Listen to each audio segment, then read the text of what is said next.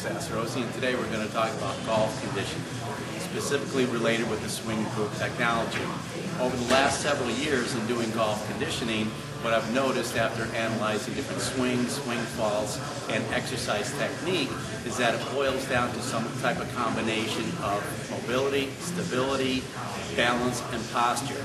So today we're going to learn how to do the exercises in the right form, and again, we're going to be using swing group technology, which is going to encourage the right angles. And what I mean by angles, if you look at the top pros, and when they're swinging their club, a lot of comments that you hear from people watching is, wow, it looks like they're not even swinging, because their swing is repeatable, there's not a lot of moving parts, and they hold their angles. So that's going to be key for us, is how to hold the angles, hold the posture. So the first thing we look for in doing any type of exercise is making sure that we have the foundation proper.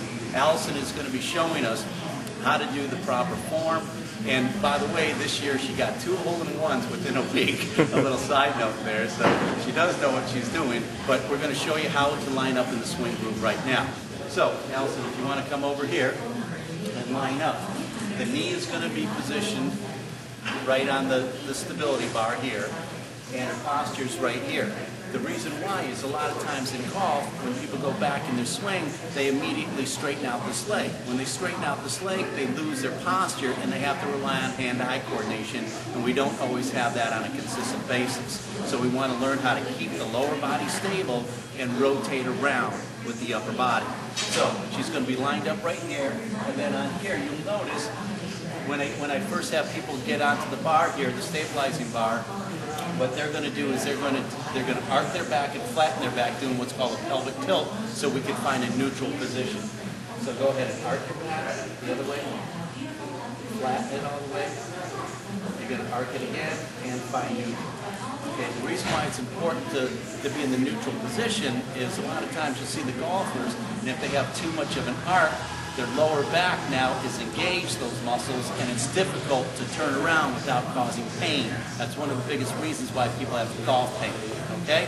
So what we're going to do now is we're going to show you how to do some of the exercises for the upper body using the swing group. The exercising part, it's always good to get a good stretch in first, and I always suggest doing some type of thermodynamic warm-up, like maybe 3 to 5 minutes on some piece of cardiovascular equipment like a bike, a treadmill, or an elliptical. Allison's already warmed up, so this is some good stretches to do, and especially before you play a round of golf, you don't want to go out there cold. You want to make sure that the muscles are stretched. While we're stretching, again, we want to make it golf specific. So again, we want to keep the lower body stable while rotating the upper body. Now we're going to start the exercise. We're going to work with some major muscle groups, the chest, the back, and the shoulders off the bat. And again, we're not going to get too much. We're going to use a little rotation with the chest, but right now we're looking just developing the major muscle groups and also correcting some swing faults at the same time. One of the common swing faults that you see is what's called a seat posture, where the shoulders are rounded. If your shoulders are rounded, you can only bring the club so far back without standing up. Where if your shoulder blades are already back, you're getting a few more inches off the back. So with this back exercise, we're going to work on pinching the shoulder blades, then rowing. So we're just going to do 5 repetitions. We usually do 20, but just in case of time, we're just going to do 5 repetitions right here.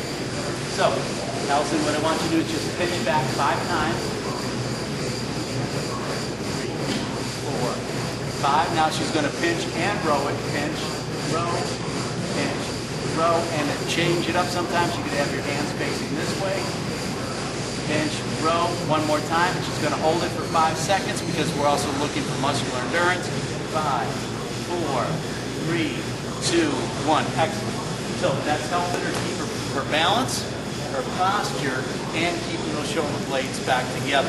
Now to work the chest exercise, be around. So we want to make sure that she's not going to do a reverse spine angle, but her spine angle at the top of her swing will also remain in the right position. So I'm going to put a little tension on here. You're going to put your hands like you're doing a bench press, bring your elbows back, and punch out and rotate your upper body. Perfect. Right like that. Usually I'll have somebody do this for about 1 minute, and by the time that they never do a minute lasted so long, you're usually screaming at the end of a minute. But again, we want to make sure that you're just as strong on the first hole as you are walking up that 18th fairway. Excellent. Okay. Now we've done the back, we've done the chest. Now we want to work some shoulders. So with the shoulders, again, we want to make sure that she's going to do what we call the eyes wise tees. This is going to help create the shoulder stability in the muscles. So there's 3 muscles. There's the front, the side, and the back. This is going to work all 3 of them. You're going to do an I, a Y, and a T while maintaining her golf posture. So I'm always making sure that they're not arching their back too far so they don't strain their back. And make sure that they don't hit you in the face. Okay, I, Y, T. Excellent. Let's just do one more. Perfect. And hold it up there. We like to hold it on the last one for 3, 2, 1. Okay, now here's another exercise that we're going to work on, some flexibility and mobility with the upper body.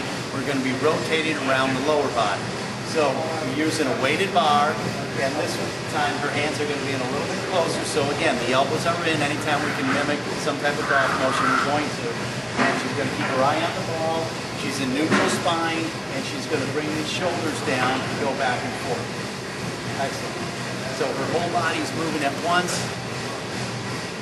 And leaving the hips quiet. So these hips don't want to be moving. And each time you try and stretch yourself a little bit further and get that shoulder turn. Great job. Okay, now we're going to do a backswing drill. But again, we want to make sure that the elbow is going to be tucked in. Too many times what we see is people are just all arms. They're going to come over the top. They're going to be using the arms. They're going to come out of posture. So what we want to do is make sure that she's maintaining her posture. Bringing the triangle back, then this arm's going to collapse, so when she comes down, she's going to be on the same plane. What I do is I have her grab her elbow to make sure that it's going to stick to the side of her body, and she's going to move the triangle in one piece, then the arm's going to, the elbow's going to fold up, so she has that separation and creates that power. So go ahead and bring it back. And notice how we're using the swing groove with the plane. She's staying on plane, she's coming up. There's no over the top. They're camping. She's coming right down on plane. She's learning how to do that more of a shoulder turn, and she's sitting back on the posture pole where she's not coming off of it or losing her posture, so she's not doing a sway. So we're correcting so many swing falls. The spine angle, no extending the knee, no early extension, and over the top. All at once while creating more of a shoulder turn. Now, the opposite now, we're going to do the follow through. On here, we've added a bar right here, which helps it be able to turn the hip so you don't do a slide, so you stay within your area, so you're not sliding. So you're going to create more power by posting and turning, and at the same time, keeping that elbow in, because to avoid a chicken wing or the scoop, you're going to lose a lot of distance. You want to use the club in full force, so it's going to come down. She's going to keep her shoulder in and follow through all the way. So she's going to bring the club back to here. Now she's going to follow through, keeping that arm tucked in. And by holding her elbow, you'll notice it throws the whole body around. So the whole body has to follow through. You're not going to be hitting it out to right field. Good. Keep that elbow in. Bring it back. If you notice, see how she's just moving right around here. She's not sliding at all. Let's do it 2 more times. Excellent. One more.